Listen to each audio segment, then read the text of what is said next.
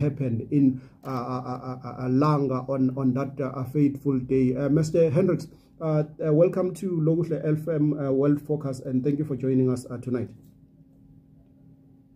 No, it's a pleasure, and we remember the atrocities committed in Sharpeville, and that 69 largely PAC members were shot in the back, and hundreds of them were arrested, and they had to serve jail terms in a place that we know now called today Dimbaza, far away from civilization at that time.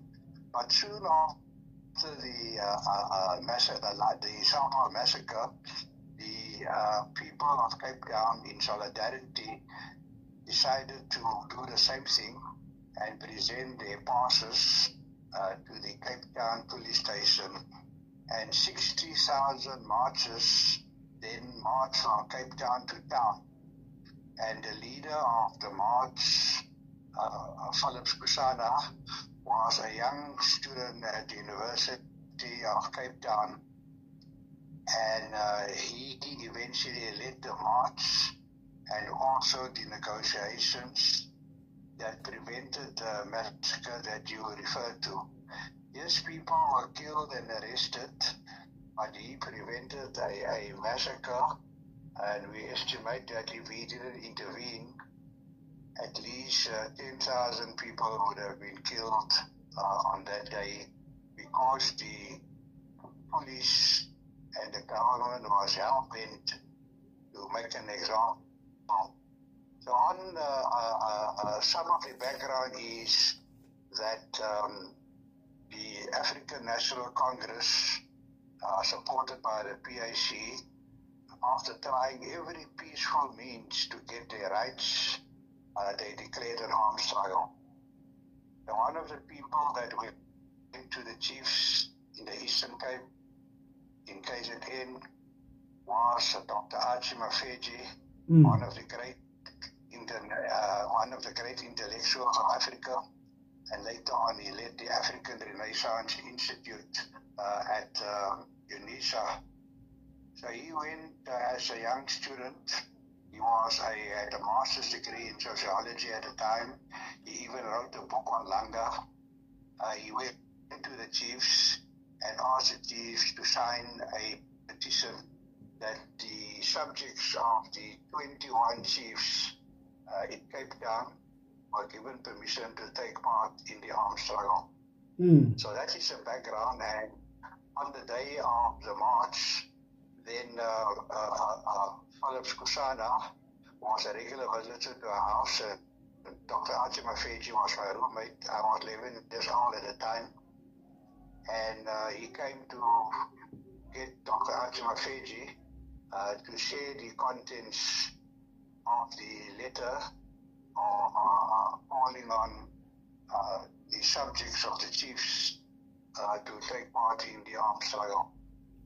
The High Command of the Liberation Movement, I don't still today know who the High Command is, gave instructions that my mother make sure that Archie Mafeji is not in Cape Town on that day, and she succeeded to do so. So when he came to fetch her, to fetch Archie Mafeji, we gave him breakfast, and we sent him on his way to what was previously the Vaal Drive, leading into Roland Street, where the Roland Street jail was, and most of our people were detained in Roland Street.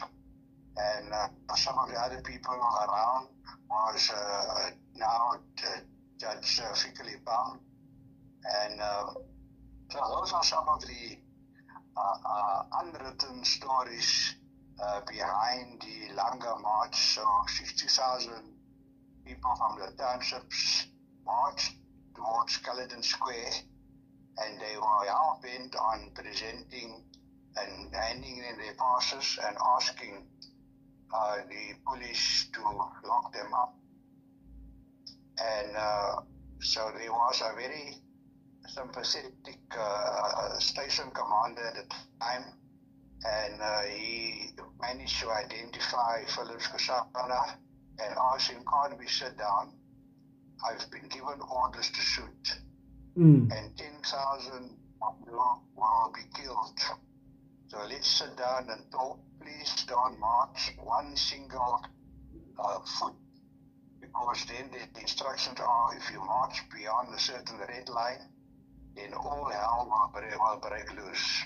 And so that's it. Some of the background. I mean, people know the details, and but it was very interesting that Philip Fusana wears short pants, and I also wore short pants.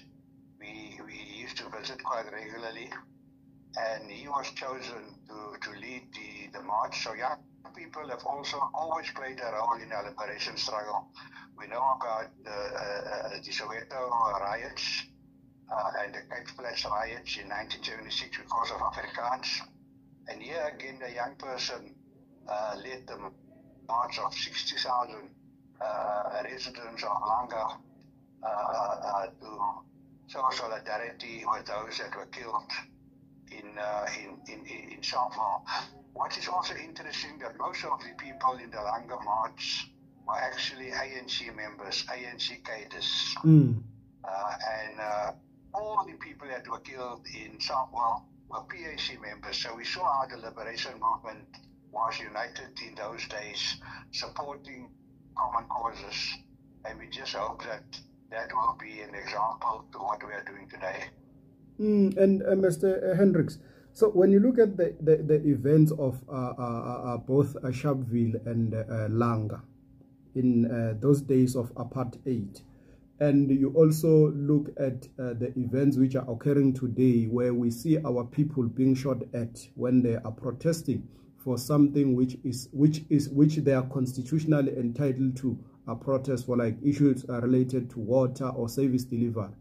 Can we say the government of today have learned the lessons that occurred in Sharpeville and Langa in the 1960s, or they didn't learn anything? That's